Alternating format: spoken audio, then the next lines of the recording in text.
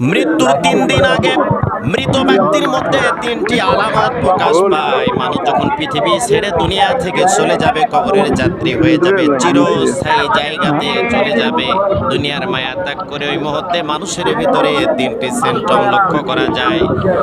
১ নম্বরে হলো খাবার দাবার বন্ধ হয়ে যায়, পরিবর্তন হয়ে যায়। আগে কত খাবার খেত, অনেক খাবার খেত, মুখে অনেক রুচি ছিল, কিন্তু দেখা যায় মৃত্যুর আগ মুহূর্তে এসে মানুষটা যখন বুঝতে পারে আমি আর দুনিয়াতে বেঁচে থাকবো না, আস্তে আস্তে করে তার খাবারটা সংকীর্ণ হয়ে আসে।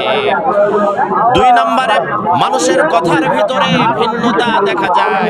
আগে জুড়ে কথা বলতো, দাপট দিয়ে কথা বলতো, অহংকার দিয়ে কথা বলতো, অহংকারের সাথে কথা বলতো, কিন্তু মানুষটা দেখছে দুনিয়ার মায়া ত্যাগ করে চলে যাব, মানুষের কথার ভয়েসটা আস্তে আস্তে নরমাল হতে শুরু করে।